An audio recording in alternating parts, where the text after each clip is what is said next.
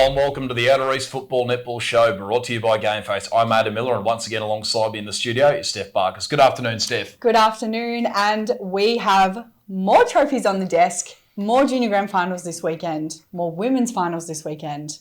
So much happening. Certainly is, Steph. Another exciting week. Coming up in this episode, Around the Grounds is back. We also have more ones to watch. Match of the Round previews this week's Match of the Round between Belgrave and Yea. We had a chat with Narre Tom Toner after their win on the weekend. We've also got a special guest in the studio once again this week. It's David Van Hoorn, the Vice President and the Under-12 Mixed Coach at Upwey Tecoma Junior Football Club.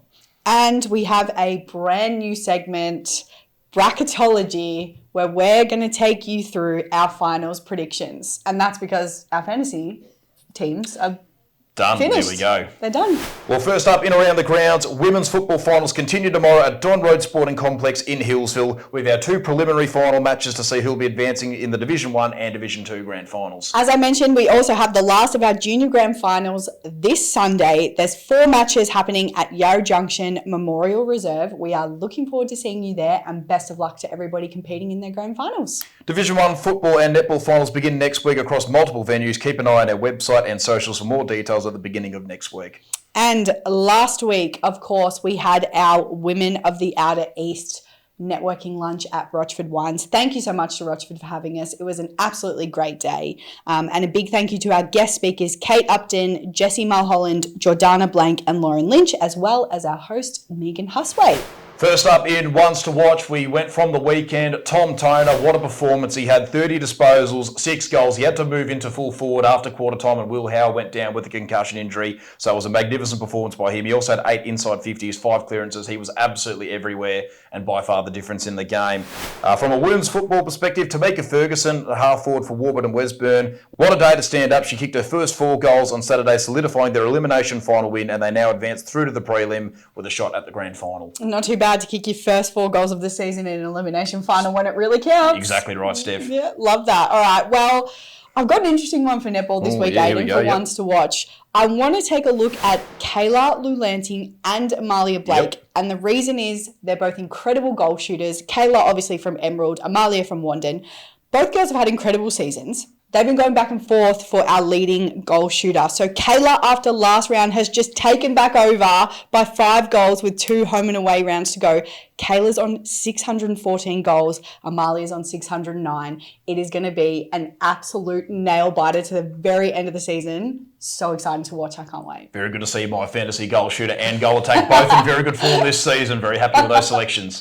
Good selections. Great selections. All right, well, let's jump into our match of the round preview. A very interesting one this week. We have Belgrave versus Yea. It is very tight going into the last round of Division 1. Currently, as it stands, Belgrave are 4th on the ladder with an 8-6-1 record. Yea are 6th on the ladder, just outside that top 5 with an 8-7 record. The winner of this should be playing finals. The loser could potentially be not playing finals. It also depends on the result between Seville and Alexandra. The two sides played back in round 9. Yea won that game by 16 points. That was a very big win for them. Really started to get their season motoring. Some of the head-to-head matchups, I reckon you'll see Chris Campbell have the big job on Corbin Sutherland, who's kicked the most goals this season in Division 1. And I reckon you'll see Paddy Evans go head-to-head with Aaron Green in the middle. From a netball perspective, Belgrave are 6th on the ladder with a 4-9 record. Yea are currently 8th with a 1-12 record. I believe Belgrave still just have a slim chance to jump into the top 5. So a win for them, very important. Head-to-heads, you're probably going to see Alex Scorley and Ellie Hendry go head-to-head in the centre. And I reckon Alicia McLeod will probably have the matchup on Catherine Smith, who's nearly got 300 goals this season. Very interesting. All right, let's go to your tips. Who are you going with for footy? Oh, this is a tricky one. I reckon I might just go with Yea on the road in the footy, I think. But yeah, I just really like the way they've been going this season. Interesting. All right. And netball? Going to go with Belgrave in the netball. Fair enough. Well, as we mentioned at the start of the show, we had an interview with Narre Tom Toner after a 6-goal haul on Saturday. We're here today with Tom Toner after a really important win in the match of the round against Bombok, 25-point victory. And Tom, how important was today, locking up top spot? Yeah, I think it was a big game for us. Obviously, they come out pretty hot and thought we'd get off to a good start. We had a good first quarter. They fought back in the second and third, I suppose. And then, yeah, it's just good to solidify that double chance now. So we saw a big positional change for you throughout the game, mate. Of course, Will Howe going down.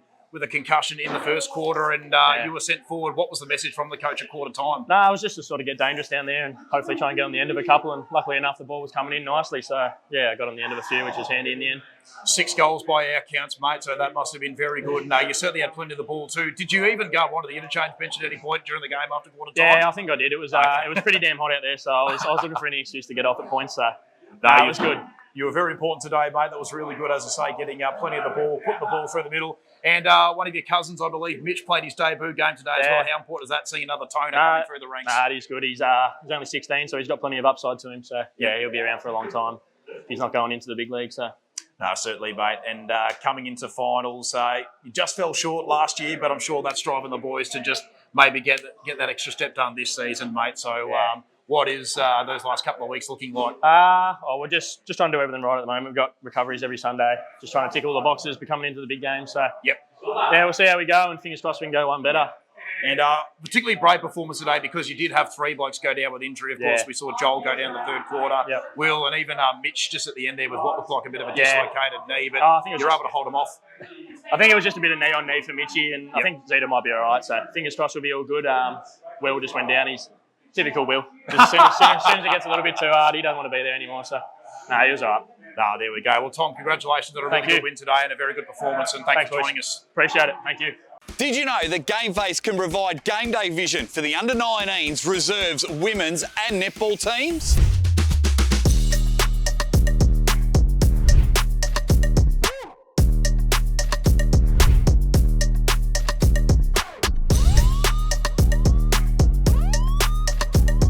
You can split the fee with your opposition, so make sure you book in now. This week, our in-studio guest is going to be David Van Hoorn. As mentioned, he's the Vice President of the Upwey Tecoma Football Club and also their under-12s mixed coach. And we're going to speak with him after their premiership win on Sunday. David, thank you very much for joining us in the studio today. Firstly, congratulations to you and your under-12 mixed side on winning the grand final on Sunday. Can you talk to us just a little bit about how the day went?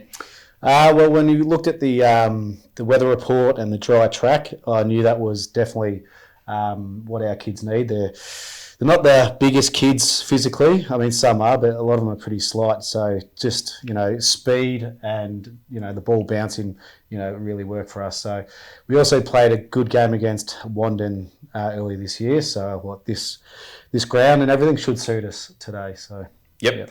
You and Mount Evelyn have had quite the rivalry over the past couple of years, meeting in the grand final last year. You also lost to them in round 14 this season before meeting again in this year's grand final. Have you enjoyed having such strong competition for your players so they can improve their own skills? Yeah, well, that's why I said, looking at the fixture this year, I said I'm glad we get to see Mount Evelyn again towards the end of the year because they are clearly, the competition at this stage is the only sort of team that really brings us, to play our best football.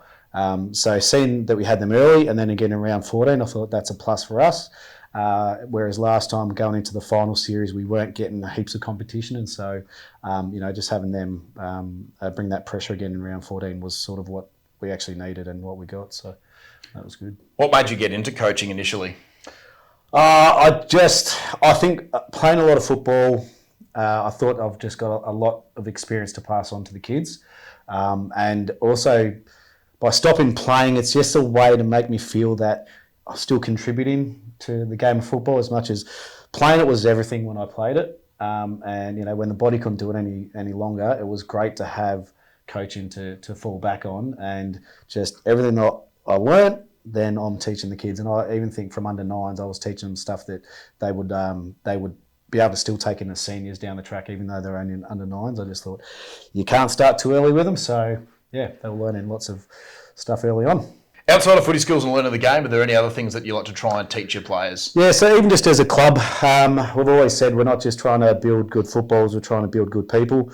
So even just simple things like after training, before they worry about even going to their bags or doing anything like that, they pack up the balls, they pack up the cones, they make sure everything's done so that the coaching staff or any helpers aren't doing it. That's what they do. Same if there's rubbish on the ground before we start or anything that goes in the bin. So just things like that and just making sure they're good people. Even just when we were watching something the other day as a group, a couple of kids started booing and I'm like, we don't do that. No. And we just worry about what we do as a team and together, and we don't worry about umpires, we don't worry about opposition, any sort of chit-chat. It's just we focus on what we can do.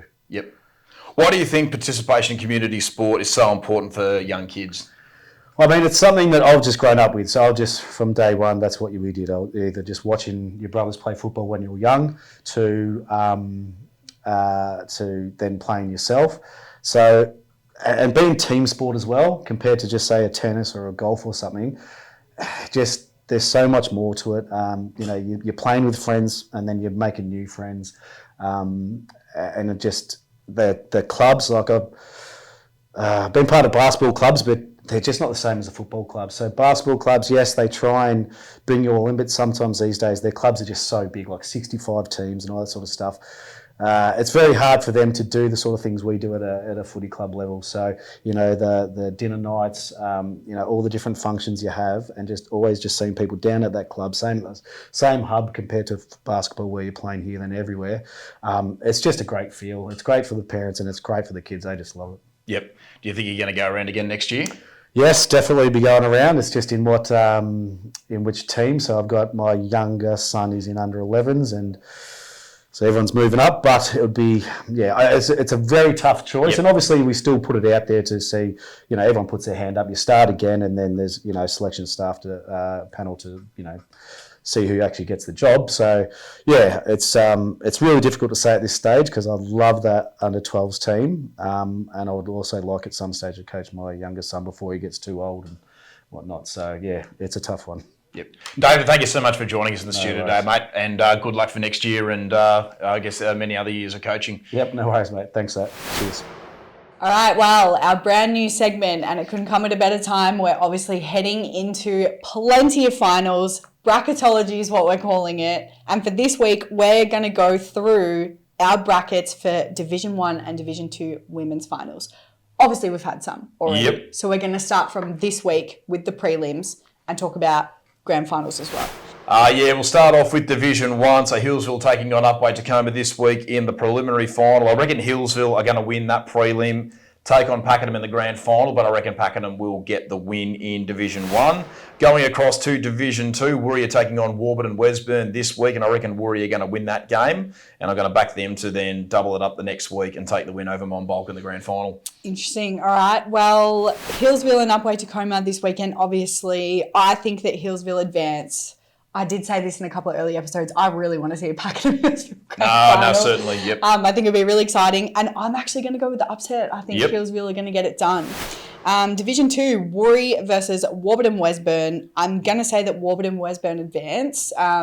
Warri have the double chance, but I just think Warby played so well last week. I just think they can get it done. But I do think that Monbulk will hold strong and be premiers. So. Yep, there we go. There's our brackets for this week. Let us know if you agree or if you think that we're completely off the mark.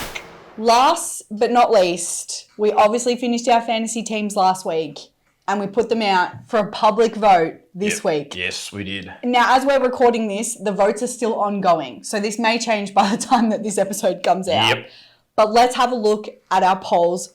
Whose team do you guys think is best? We'll start with the netball. At the moment, Aiden's got this one in the bag. 57% to 43%. Hurts my heart. It's fine. I still have great players on my team. It's cool. I'm not upset at all, guys.